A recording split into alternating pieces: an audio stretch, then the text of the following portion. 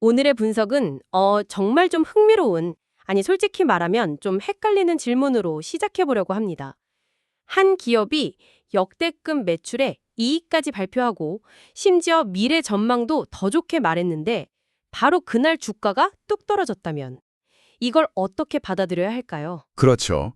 시장이 뭔가 우리가 모르는 걸 알고 있다는 신호일까요? 아니면 그냥 과민 반응일까요?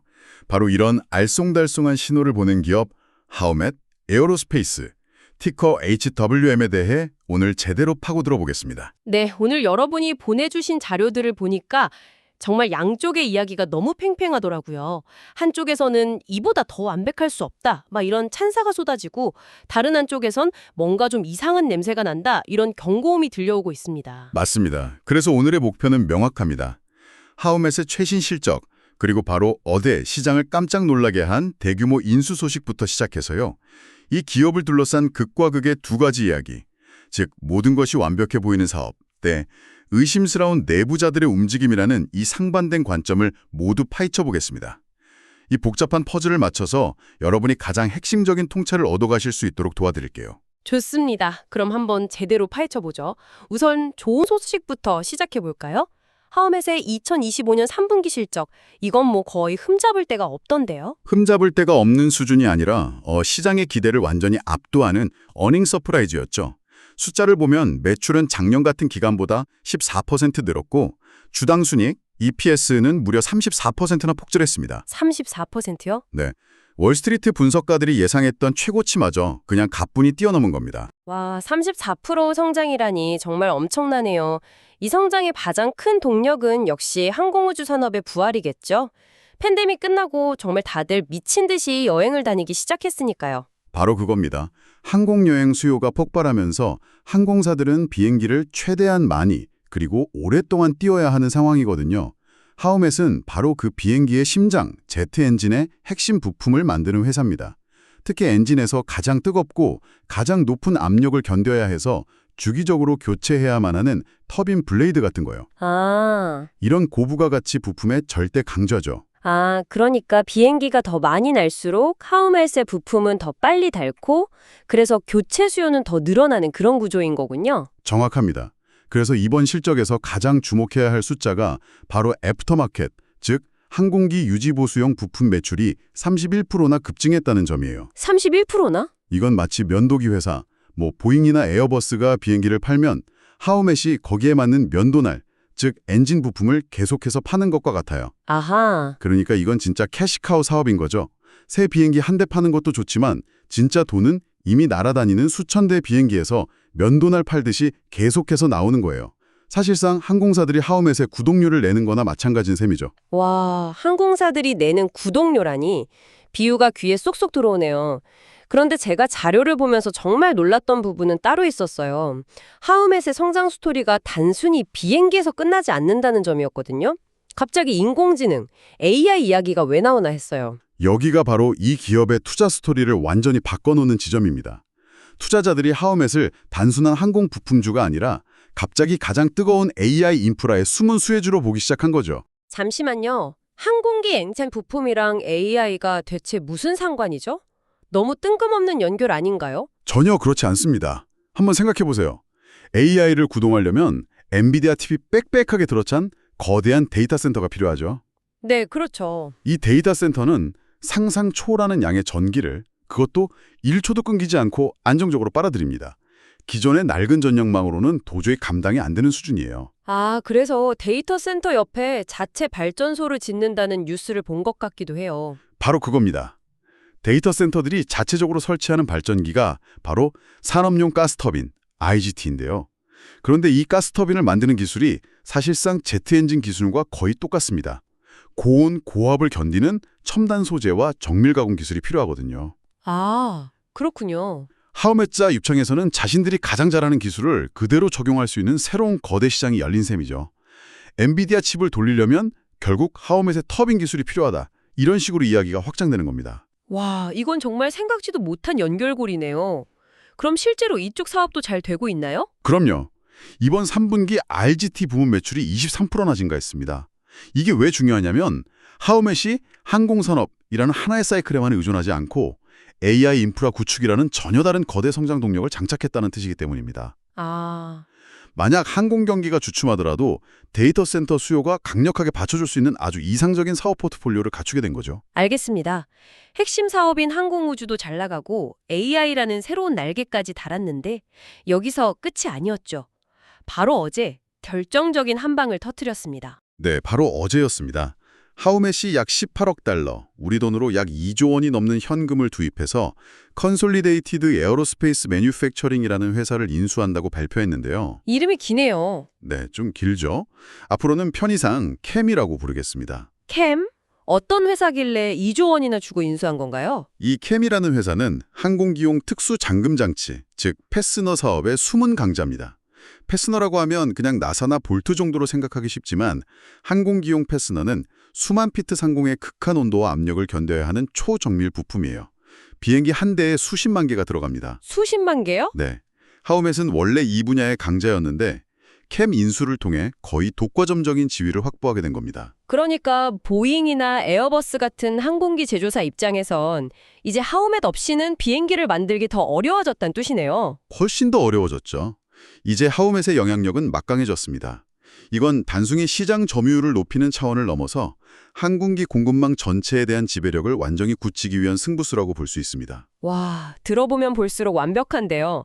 핵심 사업은 불붙었고 AI라는 새로운 성장 엔진을 달았고 초대형 M&A로 시장 지배력까지 강화했어요.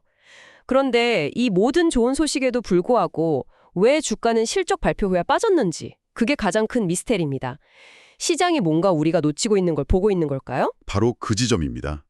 월스트리트의 분석가들은 모두 환호하는데 레딧 같은 온라인 투자 커뮤니티에서는 오히려 잠깐만 이거 너무 비싼 거 아니야? 하는 목소리가 나오고 있거든요. 그 우려가 바로 밸류에이션, 즉 주가 수준의 문제입니다. 아, 좋은 회사인 건 알겠는데 가격이 너무 비싸다는 거군요. 맞습니다. 숫자로 직접 확인해 보죠. 기업의 수익 대비 주가가 얼마나 높은지를 보여주는 주가 수익 비율 PE가 하우멧은 현재 43배에 달합니다. 43배요? 네. 비슷한 항공 우주 부품 회사들의 평균 PE가 약 28배인 걸 감안하면 월등히 높은 수준이죠. 거의 2배 가까이 비싸게 거래되고 있다는 거네요. 이건 미래의 성장 가능성을 이미 가격에 다 끌어다 썼다고 봐야 할까요? 그런 해석이 가장 합리적입니다. 시장이 지금까지 우리가 이야기한 모든 호재, 그러니까 항공산업 회복, AI 수혜, M&A 성공 가능성까지 전부 주가에 선반영했을 가능성이 매우 크다는 뜻이죠.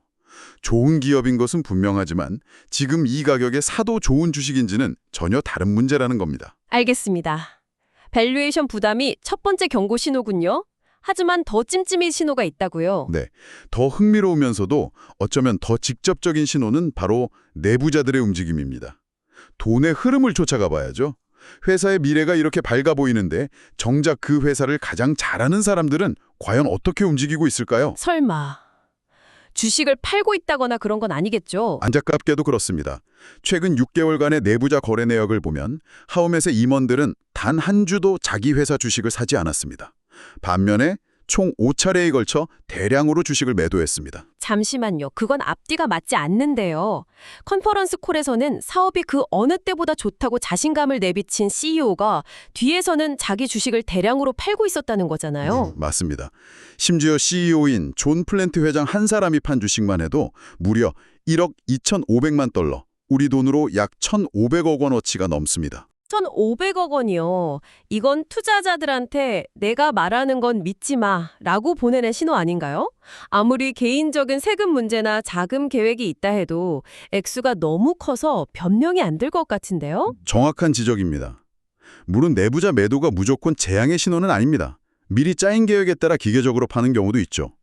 하지만 CEO뿐만 아니라 인사총괄, 본부총괄 같은 다른 고위 임원들까지 동시에 주식을 팔고 있다는 점, 그리고 론 파인 같은 유명 헤지펀드까지 보유 지분을 전량 매도했다는 사실을 종합해보면 이건 단순한 개인사로 치부하기 어렵습니다. 그들이 보기에 지금 주가가 충분히 혹은 과도하게 높다고 판단했을 때 차익 실현에 나섰다는 해석이 가장 설득력을 얻죠.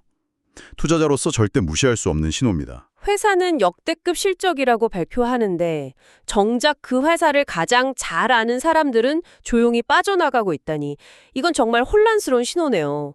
또 다른 리스크는 없나요? 물론 있습니다. 바로 실행 리스크. 그중에서도 특정 고객에 대한 과도한 의존도 문제입니다. 하우멧의 성장은 상당 부분 보잉, 특히 737 맥스 항공기의 생산 정상화에 달려 있습니다. 아, 보잉이라면 예전에 생산 차질 문제로 시끄러웠던 바로 그 회사 아닌가요? 맞습니다.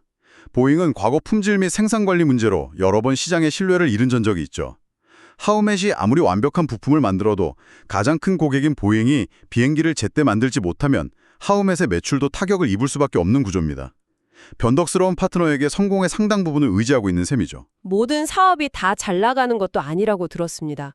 약한 고리도 있다고요? 휠 사업은 이번 분기에 판매량이 16%나 감소하며 부진을 면치 못했습니다. 이 사업은 항공우주보다 전반적인 경제 상황에 훨씬 더 민감하게 반응하는데 여기서 이미 약점이 드러나고 있다는 건 앞으로 경제가 둔화될 경우 다른 사업 부문도 영향을 받을 수 있다는 신호로 해석될 수 있습니다. 자, 그럼 한번 정리해보죠. 정말 양쪽의 이야기가 너무나 팽팽해서 머리가 복잡해지네요. 한쪽을 보면 뛰어난 기술력으로 항공우주 엔진 부품이라는 핵심 시장을 장악하고 있고 AI 데이터 센터라는 거대한 새로운 트렌드에 올라타서 미래 성장 동력까지 확보한 기업이 있습니다. 심지어 공격적인 인수를 통해 시장 지배력을 강화하고 재무 상태도 탄탄하고요. 하지만 동전의 다른 면을 보면 주가는 이미 업계 평균보다 훨씬 비싼 수준까지 올랐고 정작 회사를 가장 잘하는 CEO와 임원들은 기록적인 금액의 주식을 팔아치우고 있습니다. 게다가 회사의 성공이 보잉이라는 통제 불가능한 외부 파트너의 손에 상당 부분 달려있다는 리스크도 존재하죠. 그야말로 전형적인 좋은 기업이지만 과연 지금 이 가격이 좋은 주식인가? 라는 딜레마에 빠진 상황이네요. 펀더멘털은 더할 나위 없이 좋아 보이는데 가격과 내부자 수급 그리고 외부 리스크는 상당히 우려스럽고요.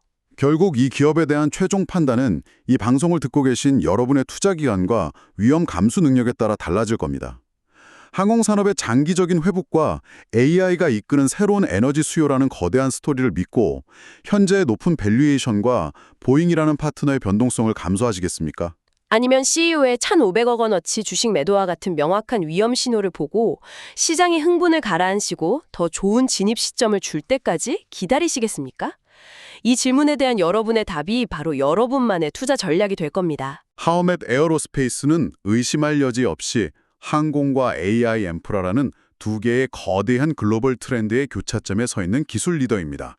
하지만 시장은 이미 그 가치를 충분히 알아보고 있고 주가에는 그 모든 기대감이 풍선처럼 가득 담겨 있다는 점을 반드시 기억해야 합니다.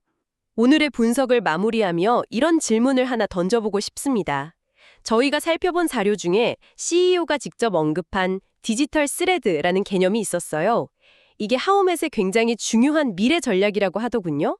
네, 부품의 설계부터 생산, 테스트, 실제 운용과 유지 보수까지 전 과정을 디지털 데이터로 완벽하게 연결해서 효율성을 극대화하고 결함을 원천 차단하는 기술입니다.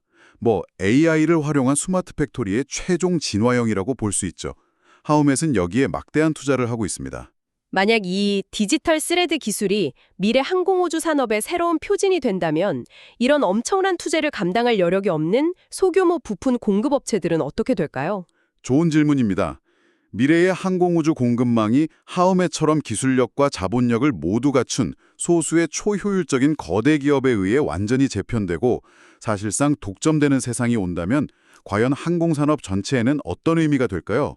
보잉이나 에어버스 같은 고객사에게는 더 좋은 일일까요? 아니면 더 위험한 일일까요? 이 질문에 대한 여러분의 깊이 있는 생각을 댓글로 남겨주시면 저희도 함께 고민해 보겠습니다.